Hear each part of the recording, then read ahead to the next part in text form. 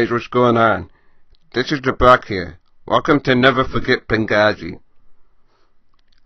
I'm going to talk about the Benghazi attack that happened on the exact date of September 11th, 2012, which marks the 11th anniversary year of 9/11/01. On September 11th, 2012, a very large amount of Muslim fanatics attacked the U.S. consulate in the city of Benghazi, which is a city located in the country of Libya in North Africa. The attacks killed 4 of our own American men, which includes Ambassador Christopher Stevens, Tyrone S. Woods, Glenn Doherty, and Sean Smith. There were actually 2 attacks that night. One was at the main compound, and the other was at the CIA Annex. The first attack began at 9:40 p.m. local time, and the second attack began at 4 a.m. the next morning. There were between 125 to 150 gunmen all over the place. Some had their faces covered and wore flak jackets. Weapons they used during the attack were RPGs, hand grenades, AK-47, assault rifles, diesel canisters, mortars, heavy machine guns, and artillery mounted on gun tracks. The attack started at night as the Islamic militants started to arrive at the main compound with gun trucks. The gun trucks had the Ansar al-Sharia logo on the side, in which they are an Islamist militia group. As a result of this attack, 4 of our own Americans have been killed during this horrible massacre. Libyan guards have also been killed there. I am also sure there were many survivors and witnesses, but they are all missing. No military help came. They were given the stand-down order by somebody, and no one knows who that order came from. The Democrats tried to make it look like that military couldn't help them because it was either too dangerous or military was too far away and they wouldn't be able to make it in time.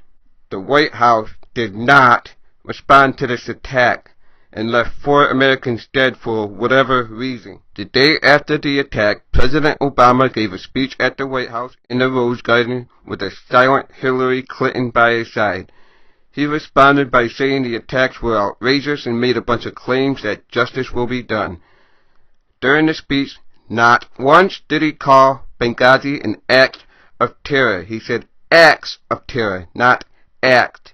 He said acts with the letter S at the end. When he said acts of terror with an S, he wasn't referring to Benghazi. Watch his Rose Garden speech again and you'll see what I mean. Mitt Romney was right on the money when he said that it took Obama 14 days to call Benghazi an act of terror at the president debates in 2012. Obama started to rewrite history later in speeches and interviews. On September 25th was the day when President Obama blamed the Benghazi attack on a YouTube video titled "Innocence of Muslims," which disrespects the Islam religion. During the Benghazi hearings, Hillary responded angrily to the 4 deaths with these offensive comments. What difference does it make? Since then, Hillary has been blamed for the attacks and thinks she's responsible. Her comments offended a lot of people, and Americans will never forget what she said. Later on, Susan Rice appeared on those talk shows to blame the Benghazi attack on the YouTube video. President Obama, Hillary, and Jay Carney continued to blame the attack on the video. Obama later called the attack a phony scandal and continued to attack Fox News. While the House and Congress continues to have hearings about the attack, there have been no full investigation until now. Over the last few years, Fox News have been the only news station helping to investigate the Benghazi attack, while liberal media continues to make the Obama administration and Hillary look good.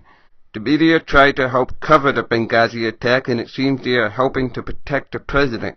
Why? Because it is obvious that the Obama administration is controlling liberal media and telling them what they can and can't report. That is why not a lot of people care for Benghazi. That is why Jill Atkinson left CBS News, because they wouldn't let her report on Benghazi and other stories. Most Americans want the truth on Benghazi, but the truth haven't came out yet after this administration promised they would get to the bottom of it and get justice done. But here we are, 2 years later, and nothing has been done. How is that a good thing?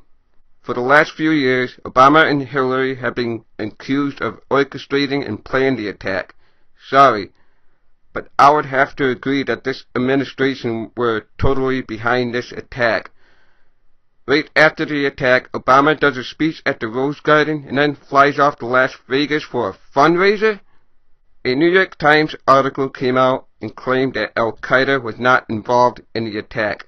And sure enough, blamed it on that YouTube video. Really?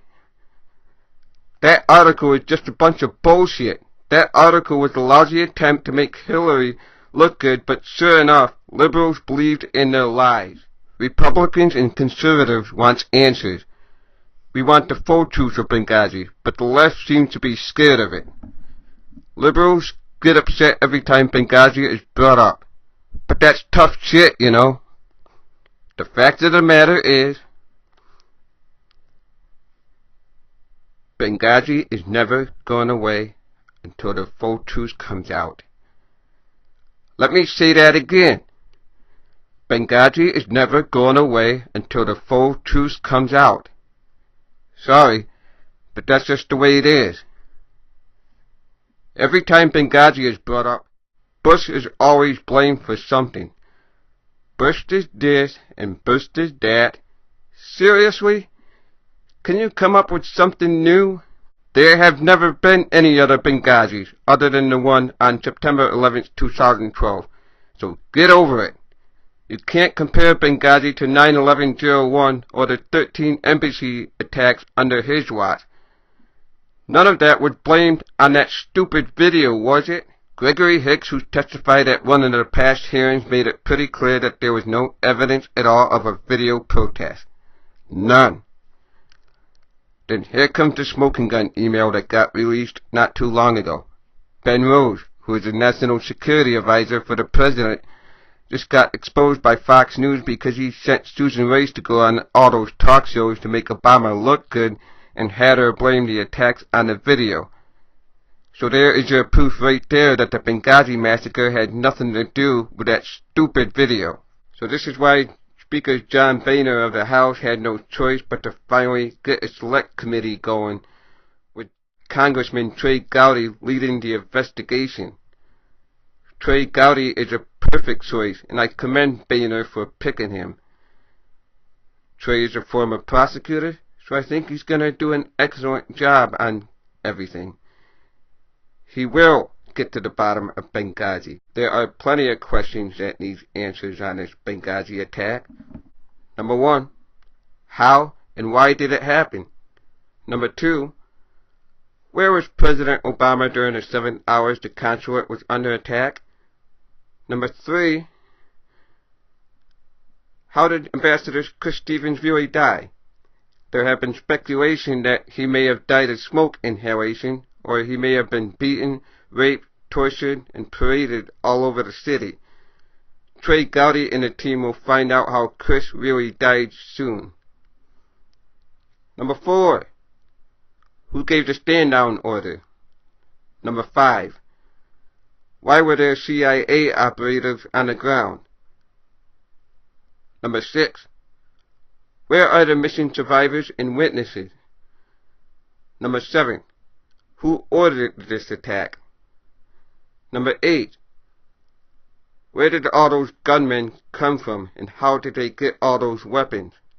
Number 9, where are they hiding all the evidence, documents, photos, videos, etc.? And finally, number 10, why no military help came? Trey Gowdy and the Select Committee will find the answers to all those questions. I am confident they will do a good job and they will be successful at getting the truth. I believe in them. To all the liberals and Democrats out there who are afraid of this, why? What are you afraid of? Are you afraid that Barack and Hillary might go to prison? Is that it? Are you scared of the truth that Barack and Hillary might have been behind this attack and planned it all? When it comes to a serious tragedy like Benghazi, it shouldn't be about who is left and right. It shouldn't be about who is Republican and Democrat.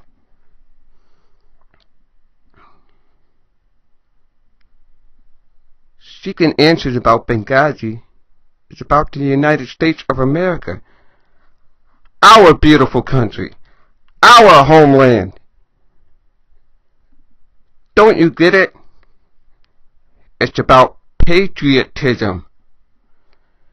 Those 4 men sacrificed themselves by protecting us just like the U.S. troops do. So when you left-wingers run away and cry about Benghazi, you just turned your back on those 4. You just turned your back on America.